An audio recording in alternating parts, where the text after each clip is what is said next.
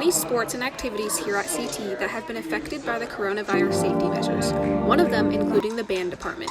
We've been jumping through lots of hoops to make sure that we can play for this year. We have masks that we wear that are specifically designed to be played with instruments. Each instrument has a shield that goes over the either the front of the flute or covers the bell.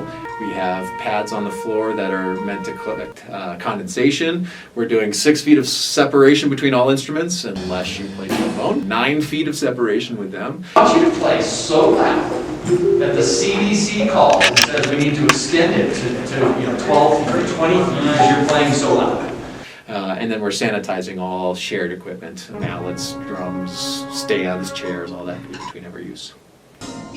The precautions make it difficult for the band to play. The masks are difficult to play with. They really do affect how easy it is to get the instrument to your face, create good sounds. So that's been kind of a problem.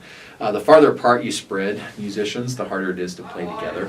The cohorting makes it even more difficult for the band to play. The cohorting makes it extremely difficult for the bands to work together. That's probably the most frustrating thing. In some classes, there are instruments that I don't have at all, just because of the last names of the kids in the cohorts. Even though it's not ideal to play under these circumstances, they're grateful to be able to continue to make music.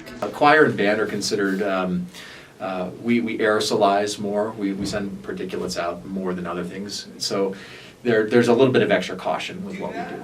We are only allowed to play for 30 minutes at a time, and then we have to take a break for 20 minutes to allow the air to recirculate. Not only do we only see the kids once a week and only rehearse once a week, we actually have 20 minutes of our class period taken out. If we have to do this precaution to make sure we get to play, then we're going to do it. Performances have been limited, but they're thankful for all they've been able to do and are excited for upcoming events. We've had 2 performances so far. We'll have a 3rd one coming up in April. This last one should be with parents in the audience, a limited but an in-person concert, so we're super excited to get back to normal. We're going to limit the number of tickets that are available. We have places in the auditorium that are sectioned off, and it'll be assigned seating. With the new schedule being put in place soon, there's lots of planning to be done to make sure the students are still safe in a class with more people.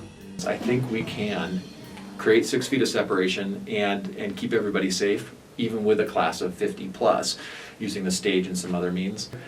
It's been really hard, but we've been able to still make music, and we've had to jump through hoops to do it, but it's been totally worth it because we're getting to do the thing that we love. COVID-19 hasn't made it easy for anyone, and we've all had to accommodate for the changes. But the band department has been incredibly grateful that they've been allowed to make music this entire time. This is Rylie Barden, CT TV.